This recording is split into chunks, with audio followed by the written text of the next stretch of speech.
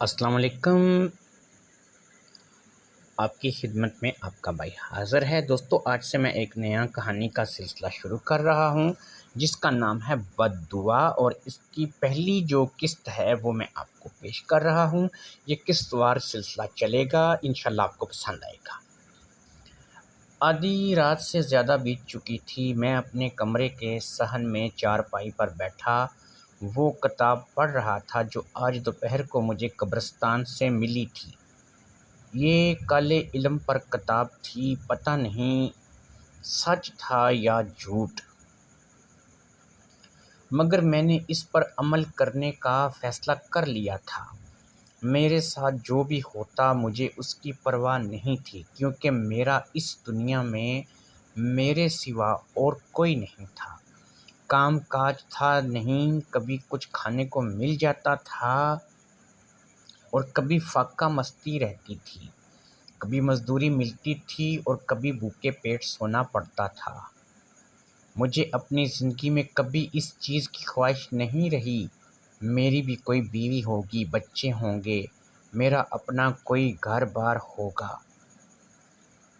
میں بہت چھوٹا تھا جب میرے والدین فوت ہو گئے، کوئی بھائی بہن بھی نہیں تھا، اور کیونکہ میرا رنگ سیاہ کالا تھا اور دیکھنے میں بھی بدصورت تھا تو زیادہ لوگ مجھ سے دوستی نہیں کرتے تھے۔ میں ایک گاؤں میں کرائے کے گھر میں رہتا تھا، محنت مزدوری کر کے اپنا پیٹ پالتا اور اپنی زندگی میں تنہا پڑا رہتا۔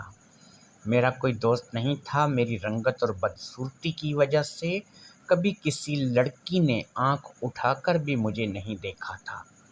میرے دل میں بھی کوئی خواہش نہیں تھی کہ کوئی لڑکی مجھ سے شادی کرے گی، مجھے اپنا شوہر مانے گی اور میری خدمت کرے گی۔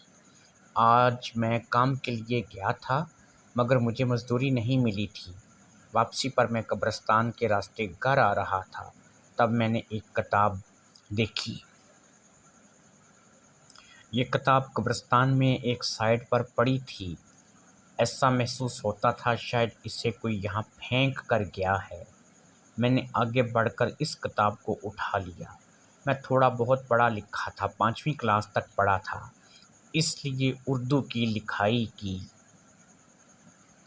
بڑی آسانی سے پڑھ لیتا تھا۔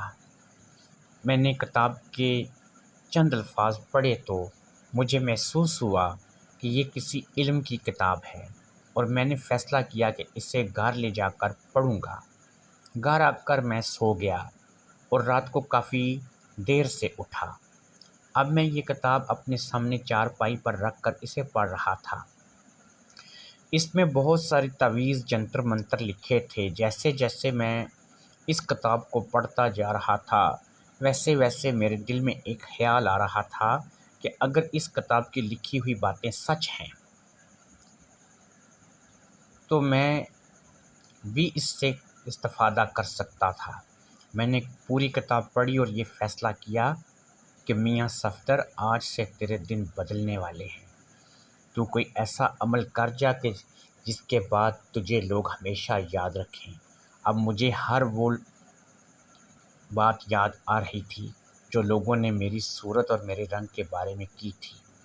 جو لڑکیاں مجھے دیکھ کر بولتی تھیں اور فکریں کستی تھیں، آج ان سب سے بدلہ لینے کا وقت آ گیا تھا۔ ایک عمل میں کرنے لگا تھا جس پر میری نگاہ ٹکی تھی، اور یہ عمل تھا تسخیر ابلیس، یعنی شیطان کو بلانے کا۔ صرف 3 دن کے عمل میں میں اس کتاب کے عمل کو بار بار پڑھنے لگا اور میرے اندر نفرت کا ایک طوفان اٹھا۔ میں نے فیصلہ کر لیا کہ چاہے کچھ بھی ہو جائے میں یہ عمل ضرور کروں گا۔ میں نے تسخیر ابلیس کا عمل کرنے کا فیصلہ کر لیا۔ اس عمل کے لیے مجھے 1 دن کا بچہ چاہیے تھا جو ابھی ابھی پیدا ہوا ہو۔ یہ انسان کا بچہ ہونا چاہیے۔ اسے لے جا کر آبادی سے دور کسی جنگل میں آدھی رات کو ابلیس کا منتر پڑھتے ہوئے کسی تیز دھار آلے سے ذبح کرنا تھا اور پھر وہی اسے دفن کر دینا تھا۔ پھر اس کے بعد واپس گھر، اور اگلے دن اس بچے کی قبر پر جا کر مجھے رفع حاجت کرنی تھی اور اسی منتر کو پڑھنا تھا۔ پھر اسی طرح میں جب تیسرے دن کرتا تو میرے اس عمل کے اختتام پر ابلیس حاضر ہو جاتا اور میری 3 خواہشات کو پورا کرتا۔ میں نے اپنی خواہشات بھی سوچ رکھی تھی اور یہ بھی سوچ لیا تھا کہ میں اس عمل کو ضرور کروں گا۔ بس مجھے اس بات کا انتظار تھا کہ گاؤں میں کسی عورت کے